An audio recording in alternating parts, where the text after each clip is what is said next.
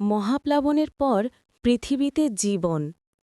নূহ আলাইহিসসালাম প্রায় ৯৫০ বছর ধরে তার কাউমের দাওয়াত দিয়েছিলেন, কিন্তু তার কাউমের বেশিরভাগ লোকই তার কথা শুনেনি। তারা অহংকার ও জেদ বজায় রাখল এবং তাদের শির্ক ও পাপে অনড় রইল। যখন নূহ আলাইহিসসালাম বুঝতে পারলেন যে তার কাউমের সংশোধনের কোনো আশা নেই, তিনি তার কাউমের অবাধ্যতা এবং সীমালঙ্ঘনের জন্য তাদের উপর শাস্তি নাজিল করার জন্য দোয়া করলেন।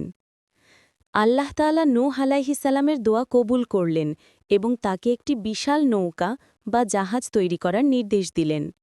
নূহ আলাইহিসসালাম আল্লাহর নির্দেশে নৌকা তৈরি করতে শুরু করলেন। তার কাউমের লোকেরা যখন দেখল যে তিনি মরুভূমির মাঝখানে নৌকা তৈরি করছেন, তখন তাকে নিয়ে আরও বেশি উপহাস করতে লাগল। তারা বলল, তুমি তো নবী ছিলে, এখন কাঠমিস্ত্রি হয়ে গেলে।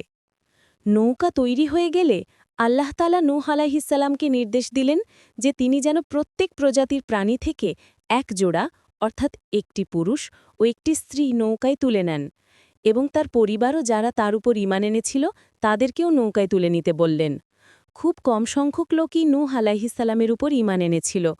তার নিজের স্ত্রী ও এক পুত্র তার উপর ঈমান আনেনি এবং তার অবাধ্য ছিল।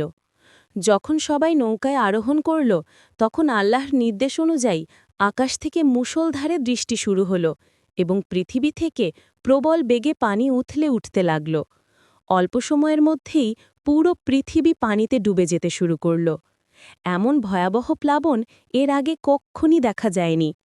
নূহ আলাইহিসসালামের অবাধ্য কাউম, যারা তাকে মিথ্যাবাদী বলেছিল এবং উপহাস করেছিল, তারা মহাপ্লাবনে ডুবে মরতে লাগল। এমনকি নূহ আলাইহিসসালামের অবাধ্য পুত্র পাহাড়ের চূড়ায় আশ্রয় নেওয়ার চেষ্টা করেছিল, কিন্তু সেও প্লাবনের গ্রাসে চলে গেল।